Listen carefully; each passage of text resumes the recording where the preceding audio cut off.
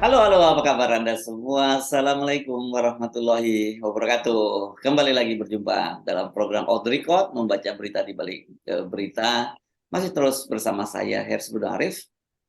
Dan saya Agi Beta, senang sekali menjumpai Anda hari ini. Semoga semuanya dalam keadaan sehat dan bahagia.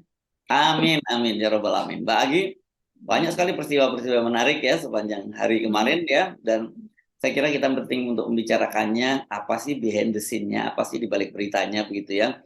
Saya lihat Pak SBY rupanya kelihatannya suasananya udah lega banget, udah batinnya udah siap banget mandek pandito gitu ya. Mungkin ini apakah sinyal Pilpres ini akan berjalan dengan mulus gitu dan Demokrat aman-aman saja karena kan lewat cuitan di Twitternya yang ini jelas langsung Pak SBY sendiri yang nulis karena kode di bawahnya ada tulisan SBY gitu ya itu jadi itu jelas Pak SBY bukan admin yang mencuit gitu ya itu tentang mimpi Pak SBY ya. Nah mimpinya Betul. menarik, mimpinya sederhana tapi karena apa saya sebut sederhana karena pengen dibeliin tiket oleh presiden berikutnya untuk pulang ke Jawa Timur gitu bersama dengan Ibu Mega dan Pak Joko Widodo gitu ya. Dan saya sih membayangkan memang di benaknya Pak SBY mungkin presiden ke-8 itu ya Anies Baswedan dan tapi di situ ada AHY yang jadi wakil presidennya. Saya sih membayangkan begitu karena Pak SBY juga mimpi jadi saya juga ikut membayangkan aja gitu. Tapi yang jelas itu mimpinya beda banget dengan mimpinya Pak Jokowi gitu loh itu saya garansi. Dan juga beda mimpinya saya kira dengan Ibu Megawati juga. Ini yang menarik karena dari situ sebenarnya dari cuitan mimpinya Pak SBY itu kita bisa membaca banyak tanda-tanda politik. Kita bisa membaca behind the scene-nya seperti apa itu ya Mbak Agi ya.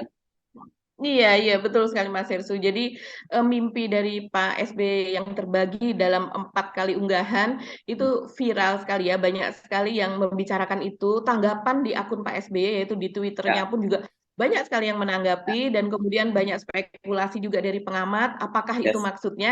Tapi kalau saya melihat ini bukan mimpi bunga tidur ya, ini Ah, adalah mimpi apa harapan ke depan ya, gitu. ya, ya, Yang ya, terjadi ke ya, depan. keinginan. Nah, oke, nanti Iya. kita akan bahas itu dan kita kaitkan dengan peta politik ya, itu saja karena ini Mhm. mimpi politik begitu ya, mimpinya seorang politician. Nah, soal di luar itu saya kira kita juga bahas apa yang terjadi di KPK kemarin ya, setelah Dewan Pengawas mengumumkan hasil penyelidikan mereka tentang apa ya, kalau pengawas tuh penyelidikan atau Mhm. pemeriksaan lah ya. Oh, pemeriksaan mereka, Ya, pemeriksaan. Betul. pemeriksaan mereka tentang eh, pimpinan yang melibatkan soal pimpinan KPK Firly Bahuri dan Yohanes Tanak gitu. Dan Firly Bahuri itu lolos ya dari lubang jarum karena di situ dia tidak ada kasus-kasus laporan yang bisa rekomendasikan menuju sidang kode etik itu sementara hal yang terjadi Mhm. sebaliknya pada Yohanes Tanak. Yohanes Tanak ini Mhm. kalau dari temuan dari hasil pemeriksaan dari Dewan Pengawas cukup cukup apa aja, cukup bukti untuk diteruskan ke sidang kode etik gitu ya. Nah Ya. ini saya kira akan dramanya akan panjang adalah Yohanes Tanak gitu dan kalau kemudian dia terkena hukuman kode etik ya ini masa jabatan dia singkat banget dan dia tidak akan menikmati perpanjangan 1 tahun itu gitu ya. Oke, saya kira itu menarik karena pada saat yang bersamaan sekarang ini kata pelapornya, karena ada 16 pelapor yang berkaitan dengan dokumen Mhm. palsu pembocoran dokumen negara di Mhm. KPK yang dilakukan oleh Firly itu kan saat ini bersamaan juga dilaporkan ke Polda Metro Jaya dan katanya di Polda Metro Mhm. Jaya sudah ditingkatkan statusnya menjadi penyidikan, tetapi belum ada tersangka. Ini menarik juga ada penyidikan tapi belum disebutkan siapa tersangkanya gitu. Ya. Iya, betul sekali Mas Versu. Jadi ternyata ada banyak sekali ya organisasi maupun mungkin individu begitu ada 16 dan itu dijadikan satu berkas karena ternyata laporannya itu kurang lebih sama. Nah, ini yang menyatakan bahwa sekarang sudah naik ke penyidikan itu adalah Lembaga Pengawasan dan Pengawalan Penegakan Hukum Indonesia. Ini memang yang paling banyak berbicara nih lembaga ini Mas Versu dan dia yang kalau yang saya lihat yang pertama kali melaporkan ke Polda Metro Jaya adalah dari LP3HI ini. Ini menarik sekali karena dari sekian banyak yang melaporkan, mereka tentu laporannya diterima karena cukup ya, cukup cukup bukti gitu. Biasanya kalau seandainya memang tidak cukup bukti, begitu berkas-berkas Tolak apa dan ya. ditolak begitu. Ini kan diterima ada 16. Jadi mungkin yang melaporkan apakah lebih saya tidak tahu, tapi 16 itu sudah masuk. Nah, kalau ada 16 artinya ada berbagai macam bukti yang dilampirkan, tapi sampai sekarang kok belum ada tersangkanya ya. Ini agak mengherankan juga begitu. Dari jarang loh ada satu kasus dan yang melaporkan itu sampai belasan. Itu jarang sekali yang seperti ini begitu. Dan apalagi kita tahu sekarang Kapolda Metro Jaya sekarang itu adalah Irjen Pol Karyoto yang dulunya ada deputi penindakan dari KPK. Jadi sebenarnya dia nggak usah periksa buktinya pun dia udah tahu gitu, dari cium-cium baunya aja dia tahu, oh iya ini kasus ini perlu diteruskan gitu. Tapi kita tahu bahwa kasus ini kan nuansa politiknya sangat tinggi ya, bukan hanya masalah hukum, dan sudah jadi juga menjadi rahasia di kita bahwa di Indonesia itu kasus semacam ini, kasus hukum semacam ini justru digunakan untuk saling menyandra dalam soal politik. Itu kan yang kita tahu yang selama ini ya. Oke, di luar itu apa ya, Iya. topik yang lain yang Di luar itu masih di KPK juga, yaitu pemeriksaan Menteri Pertanian Syahrul Yassin oh iya iya Limpo iya iya kemarin, iya, iya. Mas Hersul, yang kita menduga tadinya bahwa ini kayaknya kalau seandainya diperiksa, apalagi terus kemudian rumornya itu kan sudah sejak bulan Januari ya, keadaan ini gitu, penyelidikan ini. Kita tadinya menduga mungkin dia akan langsung ditahan atau apa, tapi ternyata tidak begitu. Jadi ini masih terus berlangsung prosesnya. Ini kita mungkin juga bisa melihat nanti membahas kenapa dia tidak ditahan gitu, ada Ya, ya, apa? ya, Ini hubungannya pasti kita lihat ada nuansa politis di baliknya ya. Dan selain ya. itu juga temuan dari Dewas KPK yaitu Oh tentang iya ada iya. pungutan di rutan KPK sampai sebesar 4 miliar rupiah dalam jangka waktu sekitar 1 tahun dari Nah, kalau lihat 2021. bulannya nggak sampai 1 tahun deh, Mbak, karena bulan apa itu? Desember sampai bulan Maret. Jadi cuma 4 bulan itu kalau nggak Desember 2001. Enggak, dari Desembernya Desember 2021 ya? Ya, Oh iya iya betul betul. ke Maret 2022 kan cuma 4 bulan. Mm. Iya Ya, iya. 4 bulan Hanya 4 beda bulan. tahun ya. Nah, iya, hanya beda tahun. Jadi 4 Mhm. bulan lah, yang 4 bulan itu ada angka 4 miliar. Jadi bayangkan ternyata di KPK, di lembaga yang tempat pemberantasan korupsi, tapi di situ juga telah terjadi korupsi. Kan gitu, itu jadi Oh, ya iya, nggak mengagetkan lah, saya kira yang hal betul. ini cerita lama yang seperti kita sudah dengar selentingannya cukup lama, tapi seperti bau kentut gitu, kita bisa Mhm. menciumnya, tapi kita tidak bisa menunjukkan itu barangnya seperti apa gitu ya. Oke, saya kira Iya. itu Mhm. topik yang menarik, yang kita Mhm. dan saling berkaitan gitu ya. Semua topik-topik Ya. itu berkaitan. Mari kita mulai dari mana, Mbak? Kalau Mbak Agi prefer dari mana dulu kita obrolin? Ini kayaknya dari unggahan Pak SBY ini Mas Hersul. Oke. Ini menarik banget ya. Jadi Pak SBY kalau saya rasa ini kenapa dia mengunggah sampai empat cuitan seperti ini bisa dibaca oleh pemirsa Off the Record, kita tampilkan di layar. Ini cuitannya baru tanggal 19 Juni kemarin ya. Di tweet itu antara pukul 2 siang sampai pukul 3 gitu. Nah, mungkin saya bacakan supaya nuansanya dapat ini ya para pemirsa Off the Record. Yang unggahan yang pertama ini di akun Twitter SB Yudhoyono. Satu, dia nomori ya, dia beri nomor. Satu, saya bermimpi di suatu hari Pak Jokowi datang ke rumah saya di Cikeas untuk kemudian bersama-sama menjemput Ibu Megawati di kediamannya. Begitu. Jadi dia disamperin oleh Pak Jokowi begitu ya. Selanjutnya kami bertiga menuju stasiun Gambir. Nah, itu ada tanda bintang SBY bintang. Artinya ini ditulis sendiri oleh Pak SBY dan bukan oleh admin. Kemudian pada cuitan yang kedua, hanya berselang 1 menit kemudian, yaitu pukul 14.43, Pak SBY menulis, di stasiun Gambir sudah menunggu Presiden Indonesia ke-8. Artinya ini Presiden Indonesia yang terpilih sesudah Pak Jokowi ya. Dan beliau telah membelikan karcis kereta api Gajayana ke arah Jawa Tengah dan Jawa Timur. Karena masih ada waktu, sejenak kami berempat minum kopi sambil berbincang-bincang santai. Diberi tanda SBY bintang lagi. 3, setelah itu kami bertiga naik kereta api Gajayana yang siap berangkat ke tujuan. Di perjalanan kami menyapa rakyat Indonesia dengan hangat. Rakyat yang pernah kami pimpin dengan penuh kesungguhan hati, memimpin bangsa yang tak pernah sepi dari tantangan. Ini tentunya rakyatnya naik di gerbong kereta api yang sama ya. Karena kalau dari gerbong kan nggak bisa menyapa yang ada di luar sana. Dan kemudian yang keempat, sampai di Solo, Pak Jokowi dan saya turun dari kereta. Pak Jokowi kembali ke kediamannya, saya terus ke Pacitan dengan bus. Wah, ini nyambung ini. Nyambung transportasi. Sedangkan Ibu Megawati melanjutkan perjalanan ke Blitar untuk berziarah ke makam Bung Karno. Sudah. Itu yang terakhir. Jadi ini maknanya sepertinya dalam sekali ya. Jadi Pak SBY kalau menurut saya dia ini cuitan ini dia unggah 1 hari, yaitu hari Senin kemarin, sesudah pertemuan AHY putra Pak SBY dengan Puan Maharani. Nah, pertemuan itu kan sangat politis, tapi kita lihat ada kegembiraan di situ, ada perasaan rilis, ikhlas gitu kan, yang dikesankan seperti itu gitu. Lega Menginginkan ya, lega gitu ya setelah lega gitu ya. sekian tahun nggak pernah bisa ketemu dalam suasana yang hangat seperti itu, tiba-tiba itu 19 tahun loh ya kalau kita hitung sejak tahun 2000 Pilpres 2004 ya. Iya betul, dan ini ditandai dengan ada caption-nya bahwa pertemuan itu adalah pertemuan resmi kedua partai kan gitu. Sebetulnya kalau Mbak Puan dengan AHY ini sudah pernah bertemu sebelumnya, bahkan Lebaran juga SBY ini menemui Ibu Megawati begitu ya buat berlebaran dan sebagainya. AHY ya yang menemui Maksud saya ya. AHY menemui Ibu Megawati kalau tidak salah ketika Ibu Ani wafat ya, kalau tidak salah Ibu Megawati juga hadir waktu itu Mas Hersu. Saya nggak ingat. Jadi Nah, saya mudah-mudahan ini tidak salah ya. Saya seingat saya begitu. Dan kemudian juga eh, kita tahu bahwa selama pemerintahan Pak SBY ini kan Ibu Megawati kan tidak pernah hadir di acara 17-an. Biasanya semua mantan presiden, mantan wakil presiden, ketua MPR yang menjabat maupun tidak menjabat. Padahal ketika Pak SBY menjabat itu ketua MPR-nya adalah suami dari Ibu Megawati yaitu Pak Taufik Kemas. Tapi yang ada Pak Taufik Kemas saja, sementara Ibu Megawati biasanya memimpin upacara 17 Agustus di kantor DPP PDIP. Biasanya kan seperti itu. Jadi ini memang sepertinya ada perasaan rilis bahwa akhirnya kedua partai itu bisa saling memahami begitu, walaupun tidak Ibu Mega dan Pak SBY sendiri yang bertemu gitu, tapi dari anak-anak mereka, keturunan mereka dan tambah akrab dan diliput secara nasional begitu ya.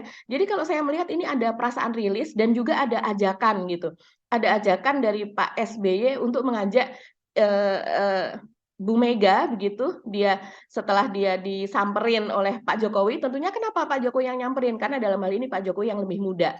Kalau saya rasa sih begitu ya. Jadi menyamperi yang lebih tua, mengajak untuk kemudian ke Ibu Mega yang paling tua di antara ketiganya dan untuk pulang. Yuk kita udah selesai gitu. Kita udah selesai dan ya. kemudian kita pulang.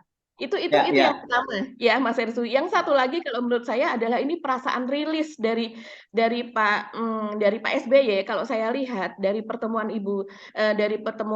Puan dan AHY itu kan nuansanya juga bahwa ada pengakuan kepada Partai Demokrat yang sah. Ya, Sebetulnya yes. sudah 50% sebelumnya kan ya, Ya, bahwa dan itu terlengkapi begitu dengan pertemuan tersebut. Nggak mungkin Puan mau menemui Partai Demokrat yang hoax, yang palsu begitu, yang dipimpin bukan yang tidak sah begitu kan. Itu ada pengakuan dan sehingga ada perasaan lega itu tadi dari Pak ya. SBY. Nah, saya ingin menambahkan, saya sepakat dengan poin-poin Anda tadi itu, tapi yang berikutnya saya kira ini kalau kita ngomong dari sisi hubungan Ibu Megawati dengan Pak SBY dan juga dengan Pilpres, ini juga semacam apa ya, semacam kelegaan dari Pak SBY karena ini posisinya AHY makin menguat gitu dan kemudian juga diakui bahwa PDIP itu mengakui pencapresan Anies Baswedan kan begitu kan, mereka menyatakan saling menghormati bahwa Pilihan masing-masing pilihan ya. masing-masing begitu dan saya kira ini sejalan dengan sikap Ibu Megawati terhadap ribut-ribut soal seputar presiden karena kita ingatkan ketika Pak Jokowi ingin memperpanjang masa jabatannya dari 3 periode, Ibu Megawati juga yang pasang badan juga untuk menolak sampai Ibu Megawati kan kemudian menarik pembahasan soal PPHN ya, itu yang kan Ibu Megawati ini termasuk orang yang punya obsesi untuk ya pemerintahan yang akan datang itu tetap punya GBHN lah, model orde baru dulu model Pak Harto tapi namanya sekarang PPHN gitu ya. Yeah. Dan itu waktu itu kan opsinya harus masuk lewat MPR kan begitu ya. Yeah. Dan kemudian Ibu Megawati sampai menarik itu pembahasan soal PPHN itu karena khawatir ada penumpang gelap yang akan menunggang itu ya. Siapa penumpang gelapnya? Pasti Pak Jokowi kan begitu. Yeah. Kemudian juga soal penundaan pemilu juga Ibu Megawati juga menolak semacam itu. Dan saya kira kalau sekarang ini dengan pertemuan antara Puan dengan AHY itu juga bisa menunjukkan bahwa Ibu Megawati juga nggak senang ada ada upaya-upaya untuk menghalangi Anies Baswedan gitu. Mari silakan fair saja, kalau mau pilpres ya silahkan fair gitu, meskipun pertemuan kemarin itu bagian juga ada strategi, mungkin ini persiapan untuk merangkul Demokrat kalau kemudian nantinya katakanlah Ganjar yang masuk ke putaran kedua berhadapan dengan Pak Prabowo. Artinya Ibu Megawati lagi-lagi ini berhadapan dengan Pak Jokowi dalam soal ini. Itu tafsir dari Ibu Megawati. Saya percaya yang itu kok kelihatannya tafsir itu benar karena kita lihat konsistensi Ibu Megawati dalam soal itu ya. Soal beliau tidak mau ada penundaan pemilu, tidak mau ada perpanjangan masa jabatan, dan saya kira Ibu Megawati juga ingin pemilu juga berlangsung secara fair lah gitu. Kalau jadi itu hubungan antara antara Ibu Megawati dengan Pak Jokowi. Tapi dari sisi Pak Jokowi sendiri, apa yang dilakukan oleh Pak SBY ini juga semacam sindiran halus juga gitu, sudah mengingatkan Pak Jokowi, sudahlah kita ini kan sudah sama-sama sepuh, udah maksudnya lengser dari presiden, jadi kita tinggal ya istilah sering disebut sebagai mandek pandito gitu ya, tidak lagi usah terlalu cawe-cawe kan, dengan sinyal itu tadi kan menyebutkan bahwa pulang itu kan banyak sekali maknanya ya dalam filosofi Jawa itu banyak sekali, dan biasanya kan kalau kayak gitu kalau di dalam tradisi Jawa misalnya memang seorang pemimpin yang sudah lengser ke Prabon dan Madeg Pandito, itu artinya kan lengser ke Prabon itu Prabu itu kan kerajaan lah gitu, ke kerajaan. Jadi dia lengser dari singgasana kerajaan, dan kemudian Madeg Pandito. Madeg Pandito itu kan simbolnya seorang pendeta itu biasanya kalau seorang raja yang kemudian Madeg Pandito, dia meninggalkan keramaian, pergi ke gunung, dan kemudian pada akhirnya mokso ya, terbang ke langit gitulah, masuk ke surga. Itu yang sebenarnya terjadi. Jadi ini sindiran kepada Pak Jokowi. Nah, cuman saya melihat ini memang ada beda mimpi sih antara itu kan tadi harapan ya, mimpi seperti Anda sebut tadi, yang mimpinya Pak SBY tadi itu harapan Pak SBY gitu ya. Tapi saya kira kalau kita lihat realitas hari ini kan beda sekali mimpinya Pak Jokowi, karena Pak Jokowi masih terus akan cawe-cawe terhadap pemerintahan saat ini gitu, walaupun tanda-tandanya menurut saya semakin melemah itu Pak cengkeraman Pak Jokowi, dan saya kira itu normal sebenarnya. Semakin bersamaan dengan kepastian bahwa seorang pemimpin itu mengundurkan diri, ya dia pasti akan makin melemah cengkeramannya. Makanya kalau dalam kultur politik barat itu, atau di Amerika khususnya, disebut sebagai lemdak tadi, bebek lumpuh itu. Bebek lumpuh itu bukan di Indonesia kan orang kok menghina ya bebek lumpuh, itu bukan. Pengertiannya bahwa seorang pemimpin itu outgoing leader gitu. Outgoing presiden yang akan pergi itu memang dia tidak boleh mengambil keputusan apapun gitu ya. Jadi dia tetap duduk dalam singgasananya, tapi dia tidak punya kewenangan, itu yang disebut bebek lumpuh gitu. Di kita ini gara-gara buzzer jadi semuanya dibawa baper gitu ya. Yang gini-gini pun dipersoalkan, menghina Pak Jokowi karena bebek lumpuh. Ya, ini kurang piknik sih, kurang baca jadinya kayak gitu. Itu jadi masalah gitu, Mbak. Ini dua presiden punya mimpi yang berbeda gitu. Kalau kita bisa terjemahkan secara lebih gamblang gitu. Iya, iya betul Mas Versu.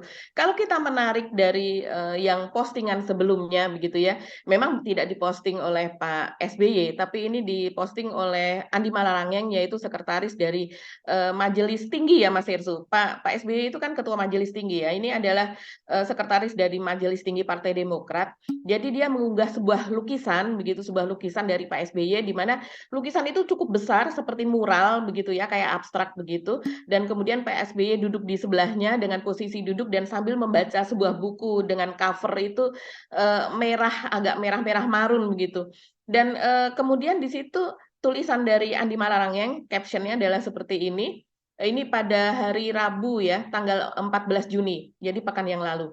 Ini lukisan Pak SBY yang berbeda, seperti lukisan mural yang syarat dengan makna no justice, no peace, juga justice for all, atau keadilan untuk semua. Mencolok di tengah goresan warna merah, biru, hitam, kuning yang melatari, dia bilang seperti itu. Bukan hanya untuk yang berkuasa dan yang dekat dengan kekuasaan, bukan pula hanya untuk mereka yang punya uang, kata dia menjelaskan ya.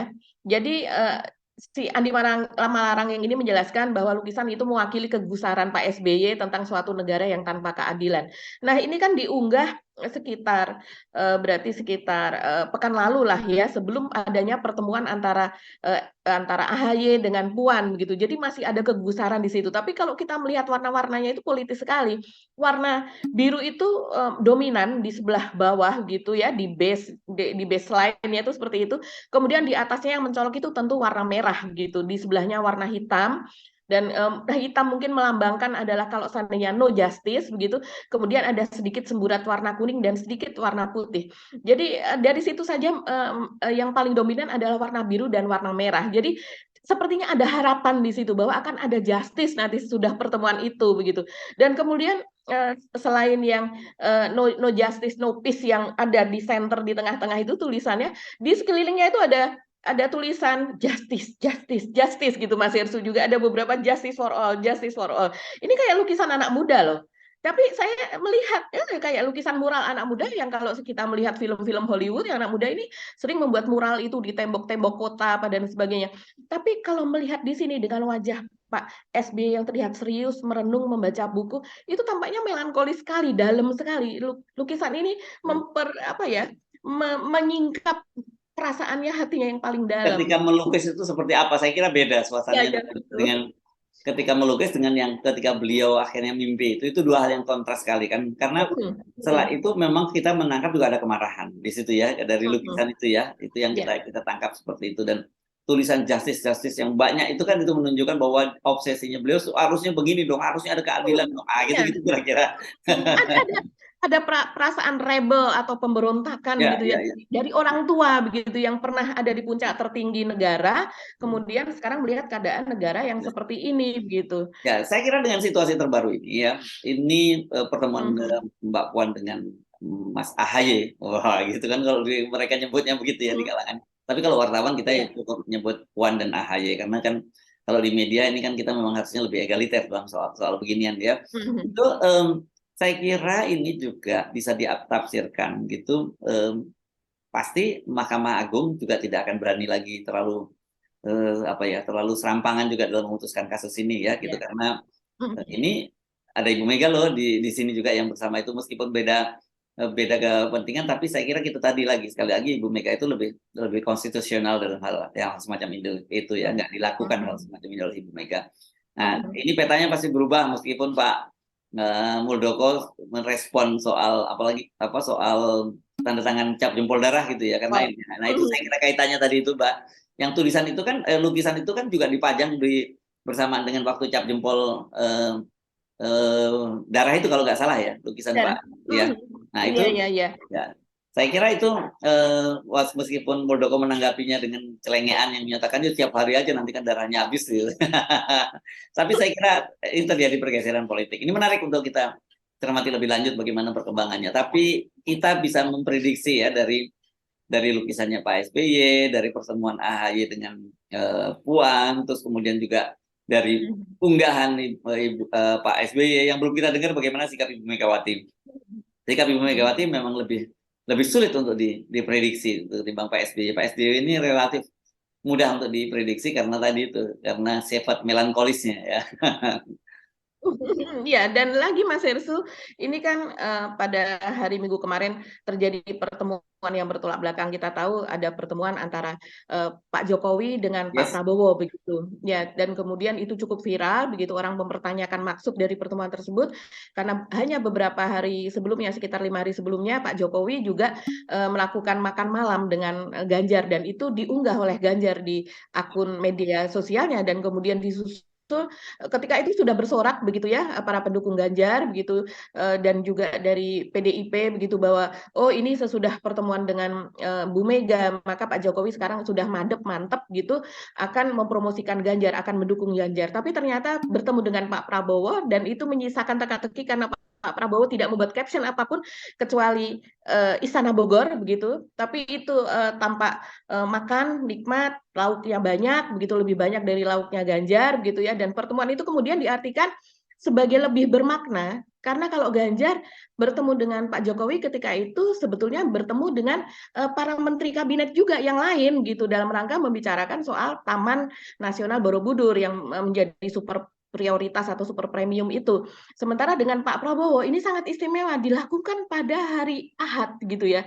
Dan kemudian ini makan siang yang seharusnya Pak Jokowi itu dalam keadaan misalnya biasanya akhir Ahad dia lakukan jalan-jalan ke mal bersama cucunya, anak-anaknya dan sebagainya. Tapi ini secara istimewa dilakukan bersama Pak Prabowo. Jadi ini cukup menohok. Sementara jadi orang melihat bahwa ini masih main dua kaki, bahkan lebih cenderung ke Pak Prabowo. Jadi dalam hal ini kemudian PDIP itu melakukan pendekatan kepada Demokrat, begitu kan? Jadi padahal Demokrat ini pendukung Anies, dan kalau Pak Jokowi sendiri sepertinya akan tidak mau berhubungan, maksudnya melakukan pendekatan kepada koalisi perubahan dan para anggota koalisi perubahan dalam hal Jadi ini. saya kira kita bisa simpulkan kok petanya sudah mental. Jadi tetap ada upaya dari Pak Jokowi untuk menyingkirkan Anies, tetapi saya kira posisinya Anies sekarang menguat gitu ya dengan pertemuan antara Puan dengan AHY itu gitu. Jadi kita bisa menduga bahwa sekarang ini akan ada 3 calon presiden lah ya pada Pilpres. Kecuali kalau kemudian Pak Joko Widodo masih tetap nekat gitu kan, karena tadi itu kan caranya sekarang ini kan saya kira paling mungkin dilakukan yaitu dengan merebut Demokrat kan untuk menggagalkan Anies Baswedan, yang paling mungkin gitu. Kalau lewat KPK masih mungkin, tapi seperti saya katakan tadi masih proses hukumnya kan bisa panjang karena itu nanti perlu sampai inkrah, dan kalau inkrah itu prosesnya sampai ke Mahkamah Konstitusi, dalam hal ini PK kan. Jadi tahapannya kalau Anies dijadikan tersangka oleh KPK itu masih ada namanya pra peradilan, lalu ada kemudian pra peradilan katakanlah kalah, ada pengadilan tingkat pertama, ada pengadilan tingkat banding, ada kemudian kasasi di Mahkamah Agung, dan yang terakhir adalah peninjauan kembali di Mahkamah Agung. Jadi saya kira prosesnya masih panjang, dan opsi yang paling mungkin untuk menghadang Anies itu melalui merebut Demokrat melalui proses hukum di Mahkamah Agung gitu. Nah ini yang saya kira saya nggak yakin akan terlalu nekat, karena ini semua kita udah sebut kemarin ya, mau sampai di pengadilan akhirat pun itu nggak ada ceritanya Muldoko akan mendapatkan Demokrat ini kalau benar ya proses pengadilannya ya gitu. Oke. Ya, dengan pertemuan Puan dengan AHY saja kita sudah bisa melihat ini akan seperti apa keputusan dari MK, dan juga perasaan lega dari dari Mahkamah Agung, dan kemudian perasaan lega dari Pak SBY itu juga saya rasa dia sudah tahu lah ini akhirnya akan seperti apa. Oke. Mari kita bicarakan di KPK. KPK ini menarik ya, Mbak ya. Kita yang bahas yang pendek dulu soal temuan korupsi, temuan punglinya dulu ya, 4 miliar itu kita dibahas, ada temuan dan itu diklaim oleh KPK oleh Dewas KPK, itu temuan yang mereka lakukan. Tapi sekarang kok sampai sekarang katanya rekomendasi ini diberikan pada tanggal berapa ya, tanggal 16 Mei kalau nggak salah, saya lupa tanggalnya sudah diberikan itu. Kok sampai sekarang kita belum dengar tindakan apapun gitu, lambat banget proses hukumnya di KPK kan. Ini saya kira kan kayak begini, kasus ini kan penegakan hukum ya, KPK bisa masuk di situ kan gitu ya, langsung ya menindak ini ya. Dan itu rumor yang sudah lama kita dengar soal ada orang-orang yang ditahan di sana itu diberi pungutan. Dia dipungli itu biasa banget, itu udah dengar lama lah gitu. Kenapa baru Dewas sekarang menemukan itu gitu? Iya, betul sih Mas Hersu, rumor seperti ini sudah banyak kita dengar dan sebagainya, dan kemudian cuman kita tetap saja terkejut ya, karena ini luar biasa banget. KPK ini kan memang kita berharap sangat besar sebetulnya dengan didirikannya KPK dulu di zaman Ibu Megawati begitu ya. Tapi kemudian ketika terjadi revisi Undang-Undang KPK dan kemudian dijadikan ASN pegawainya, dan kemudian KPK itu sudah bukan bagian dari yudikatif lagi ya kalau tidak salah begitu, jadi sudah menjadi bagian dari eksekutif gitu. Ya, rumput eksekutif sekarang ya. Ya, sudah menjadi eksekutif. Ini kan memang kelemahan dari KPK itu sendiri begitu. Jadi ini sepertinya kalau melihat kejadian seperti ini, selain juga tidak hati-hati, pengawasan kurang, dan kemudian juga ini korupsi seperti ini, suap seperti ini malah terjadi di lembaga pemberantas suap. Itu ironinya. Ya. Saya rasa ini kita tidak perlu menunggu hasil dari yang berikutnya. Ini sudah ancaman bagi indeks persepsi korupsi kita akan Iya. anjlok. Ini luar biasa. Apalagi Ibu Albertina Ho dari anggota Dewan Pengawas KPK mengatakan bahwa ini masih kemungkinan akan berkembang lagi karena ini kan Yes. yang terakhir pada Maret 2022 ya. Ini Ya. 20 penyelidikannya. Desember sampai Maret 2022. Betul. Oke. Dan sekarang sudah 23. Hmm. 2023 ini artinya akan ada data baru kalau saya Iya, lihat. iya, iya. Oke, kita bahas soal ini ya, soal keputusan-keputusan lain tadi yang kita sudah highlight bahwa kemarin kan Dewan Pengawas itu mengumumkan hasil hasil pemeriksaan mereka begitu ya, karena ada beberapa yang dilaporkan. Tapi memang kalau soal kasus pemecatan Pak Endar itu kan yang dilaporkan bukan hanya Pak Firly sebenarnya ya, ada juga Sekjen KPK ya, Betul. namanya Pak Cahaya Hareva gitu, terus ada bidang hukumnya dan sebagainya. Tapi yang kita akan bahas, saya kira Pak Firly-nya ya. Pak Firly kemarin lolos ya dari dua aduan tadi. Yang pertama aduan soal membocorkan dokumen yang dilaporkan oleh Brigjen Endar Priantoro juga dan juga 16 orang lainnya, itu 16 lembaga dan perorangan lainnya. Dan kedua ya ini soal pemecatan Pak Endar Priantoro ya sebagai Direktur Penyelidikan KPK. Dalam kasus yang ini, yang kasus terakhir ini menganggap bahwa itu ranahnya itu ya itu tata usaha negara ya, kata Dewan Pengawas, dan Dewan Pengawas nggak melihat itu sebagai sebuah adanya pelanggaran yang layak dibawa ke kode etik. Begitu juga soal pelaporan ya, yang soal dia membocorkan itu, karena kita ingat kan pada waktu itu akun Pejuang Rakyat ya Mbak ya, Rakyat Jelata. Rakyat Jelata, sorry ya, Rakyat Jelata yang membocorkan kemudian bagaimana video-video pemeriksaan itu, tapi menurut Dewan Pengawas tidak cukup bukti itu gitu. Nah, sementara kita tadi sebut itu dilaporkan ke ke Polda juga dan sudah masuk ke penyelidikan. Sementara Pak Johannes Tanak, nah ini yang berat karena ada dua, rupanya ada dua kasus. Yang satu pelaporan tentang chat itu yang kata dia itu sudah diedit gitu ya, kata Dewan Penyidik, Dewan Pengawas. Tapi mereka menemukan juga bahwa chatnya itu memang dilakukan, chat lainnya ya ini itu dilakukan ketika Pak Yohanes Tanak sudah menjadi Wakil Ketua KPK, dan kemudian dia juga hadir itu dalam gelar perkara itu. Jadi dia membocorkan di situ. Itu yang dia dianggap melanggar kode etik, kok dia tetap berkomunikasi dengan orang yang sedang berperkara gitu, padahal dia tahu itu kasusnya sudah digelar di KPK. Nah, ini rekomendasinya masuk ke Dewan Kode Etik. Artinya kita akan melihat Pak Johannes Tanak ini akan disidang secara etik gitu ya. Iya, betul Mas Hersu. Jadi perkembangannya yang terakhir memang seperti ini. Kita sebenarnya menunggu supaya ini diproses lebih cepat ya, karena ini kan kejadiannya sudah untuk Pak Endar itu akhir Maret, dan kemudian dia menyampaikan surat kepada Dewas dan sebagainya, protes, dan kemudian juga menyampaikan aduan ke polisi itu pada bulan April, awal-awal April, dan kita tahu itu sudah April, Mei, dan sekarang sudah Juni pun sudah mau selesai Mas Hersu. Ini lambat sekali kalau menurut saya. Sementara orang-orangnya ada di sekitar mereka. Pak Karyoto sendiri adalah dulu ada di KPK dan kemudian menjadi Kapolda Metro Jaya. Ini tentu konco dewe gitulah ya, teman sendiri sebetulnya yang kontaknya sangat mudah begitu untuk dilakukan koordinasi ini bagaimana ini perkara ini begitu. Tapi tampaknya ini kita nggak tahu, memang nuansa politiknya itu sangat kuat.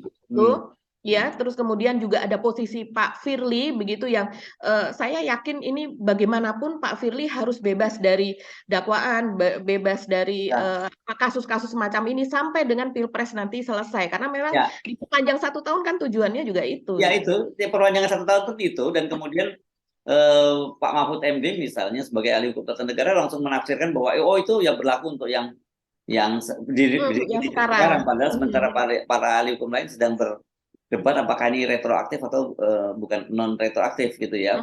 Dan harusnya memang kalau dalam hal yang begini ya harusnya aturan itu berlaku bukan untuk sekarang. Kalau itu kan nanti repot, kita setiap kali ada aturan baru diubah dulu aturannya dan kemudian orang itu lolos untuk aturan sekarang.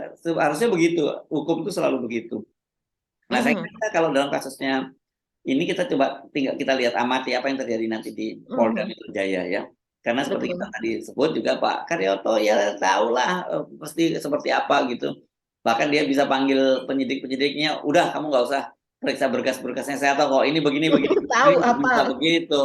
Kan Pak Karyoto bisa begitu. Nah, tapi apakah kemudian Pak Karyoto juga akan melakukan tindak semacam itu? Yang ini yang kita perlu tunggu gitu ya, Mbak ya. Iya, apalagi kita tahu ini kan ada rangkaiannya dengan pertemuan Pak Firly yang pada sebuah pekan begitu hari Ahad menemui Pak Kapolri Listio Sigit Ya, di kediamannya begitu kan, yang itu sempat ramai juga, dan sesudah itu kemudian kita tidak tahu dealnya seperti apa begitu, tapi yang jelas kita melihat kasus-kasus ini berjalan dengan lambat gitu. Dan ya, kita masih ingat juga Pak Listio Sigit mengatakan bahwa masih ada satu proses lagi yang masih bisa dijalani oleh Pak Endar, yaitu mengadukan ke PT Tun begitu.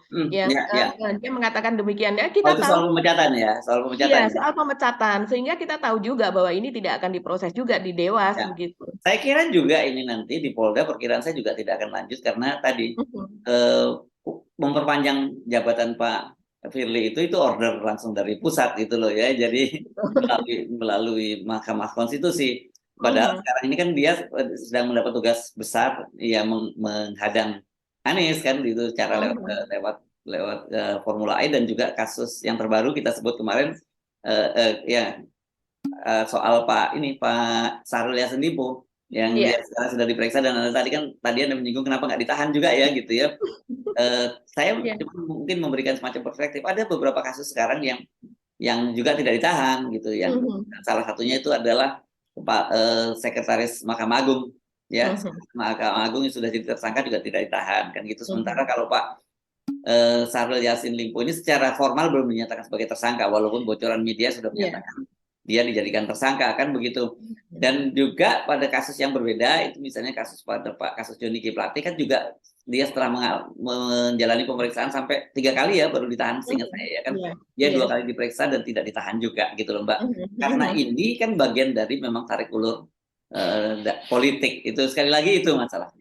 Iya, iya, betul. Pada kasus Pak Johnny G. Plate itu apalagi dia mengajukan diri sebagai justice kolaborator begitu kan, ketika dia kemudian menjadi terdakwa dalam hal ini, yang artinya dia akan buka-bukaan. Dan saya lihat ini kalau seandainya kita berharap semuanya bisa berjalan adil, tapi banyak yang merasa pesimis di Iyalah. hal itu begitu ya. Ya. Tapi yang jelas ini ada sandera di situ begitu. Yes. Ada sandera di mulut, di data dari Pak Johnny G. Plate. Demikian juga dan dengan Pak Syahrul Yassin Limpo. Tapi Ya. dalam hal saya melihat Pak Syahrul Yassin Limpo dijadikan sandera juga gitu untuk menekan Nasdem. Jadi dia posisinya yang kalau seandainya Nasdem ini makin ini berulah atau apa begitu dia bisa ditarik. Kalau seandainya tidak ini maka akan bisa posisinya seperti ini. Tapi saya rasa pemerintahan menjadi sangat tidak baik kalau Iya. anggota kabinetnya dalam posisi tersandera seperti Iya, ini. dan saya kira kan sikapnya Nasdem nggak mungkin lah dalam saat sekarang ini tiba-tiba dia mundur karena tekanan Hmm. itu. Itu partai itu selesai itu. Saya kira Nasdem begitu dia balik lagi mendukung pemerintahan gitu, meninggalkan koalisi perubahan dan persatuan dan melepas Anies, saya kira ya selesai karena Ya. kemarin kan dia pindah kuadran tuh ya dari Mhm. kuadran tengah ke kiri terus sekarang kuadran Mhm. kanan katakanlah begitu. Tiba-tiba Mhm. kalau dia balik dia nggak akan diterima di kiri dan kanan gitu. Dia ya, kalau kayak itu kayak jenazah dia tidak akan diterima bumi dan juga tidak diterima langit gitu. Sama dengan Kayak orang Demokrat. bunuh diri ya, Ya, kayak orang bunuh ya memang diri bunuh yang diri. ya. Kalau memang bunuh diri secara Iya. politik kalau kemudian Mhm. Nasdem itu mundur dari pencapresan Anies. Jadi nggak ada cerita untuk mundur lagi walaupun Mhm. pakai babak belur seperti apapun dan mungkin meminjam istilahnya Pak Surya Paloh seperti yang dikutip oleh dari Denny Indrayana bahwa abang ini jangankan di penjara, dibunuh Mhm. sekalipun tidak akan mundur tuh Iya. untuk mendukung Anies. Saya kira itu posisinya. Percuma lah main sandra-sandra Pak Syahrul Yassin Limpo gitu. Begitu juga dengan Demokrat. Saya kira Demokrat juga sekarang tidak ada pilihan lain apalagi dalam situasi Mhm. sekarang posisi AHY juga makin menguat dalam bursa Iya. cawapresan. Kalau kemudian dia memutuskan meninggalkan Anies dalam sisi Mhm. sekarang, saya kira Mhm. juga Demokrat juga akan habis juga. Ya, Mhm. bahkan Mhm. bahkan dihabisi, bahkan banyak pendukung Demokrat sendiri saya kira yang akan meninggalkan Demokrat kalau itu terjadi karena Betul. nggak ada pilihan. Saya kira sekarang ini nggak ada jalan mundur baik Nasdem maupun Demokrat untuk meninggalkan Anies itu bunuh diri lah seperti yang Anda sebut tadi. Jadi Mhm. dia, Mhm. dia jadi jenazahnya tidak akan diterima oleh langit dan juga tidak diterima bumi. Kalau dalam hal pilpres dia tidak akan dapat dapat pemilih gitu di situ. Iya, iya betul sekali Mas Hersu. Jadi ini sebenarnya sebuah koalisi ini ada dalam dilema. Tinggal selain dilema soal itu tadi, begitu ya, ada saling sandera satu sama lain, gitu. Terus kemudian saling menguatkan dukungan. Taruhlah misalnya seperti PDIP itu sekarang saya rasa posisinya kembali waspada kepada Pak Jokowi, Oh begitu. ya. Tapi memperlihatkan dia kemudian meraih dia membangun persahabatan dengan koalisi perubahan begitu juga ini soal cawapres kita juga mungkin kita tidak membahas terlalu dalam tapi saya cukup kaget juga kemarin Caimin begitu ada ultimatum dari DPP begitu mengatakan bahwa Caimin tidak boleh lagi begitu harus diam tidak boleh lagi ngomong soal cawapres soal pilpres pemilu dan sebagainya jadi dipingit gitulah istilahnya. Nah, Hmm. kita tidak tahu katanya ini adalah perintah dari Kiai dan juga hasil musyawarah dari anggota DPP, begitu. Ada apa di baliknya, begitu? Ya. Apakah memang sudah ada deal tertentu dan kemudian Golkar yang akan naik, begitu, menjadi cawapres dari Pak Prabowo? Kita masih tanda tanya juga. Jadi ini memang semuanya masih Ya. mengambang. Coba kita ingatkan aja Pak Prabowo, jangan terlampau GR banget gitu bahwa dengan sekarang mendapat dukungan penuh dari Pak Jokowi itu dipastikan akan memenangkan Pilpres. Karena kalau lihat petanya terbaru ini nanti bisa ikut-ikutan jadi common enemy loh ya. Sekarang ini kan Mhm, berarti kan Pak Jokowi ini kan menjadi common enemy ya, dimusuhi mhm, oleh mhm. PDIP yang partainya sendiri partai dia jadi tugas partai dan juga oleh kubu oposisi. Jadi Pak Prabowo kalau terlampau dalam melibatkan diri dalam konflik itu dia juga bisa terseret semacam itu. Itu yang mesti hati-hati, mesti dikalkulasi dengan baik. Tapi saya yakin bahwa pilihannya Pak Prabowo saat ini yang beliau cuma merasa yakin dia akan bisa menangkan Pilpres kalau didukung oleh Pak Jokowi. Itu yang Iya, betul. Pernyataan yang terakhir adalah saya sudah satu frekuensi dengan Pak ya. Jokowi. Yes, oke. Baik, Mbak Gi. Kita mesti mengakhiri perbincangan kita kali ini ya. Sampai Mhm, jumpa esok pagi. Saya mhm. Risman Arif. Dan saya Agi Beta, terima kasih atas perhatian Anda. Tetap salam 0%. Wassalamualaikum warahmatullahi wabarakatuh. Selamat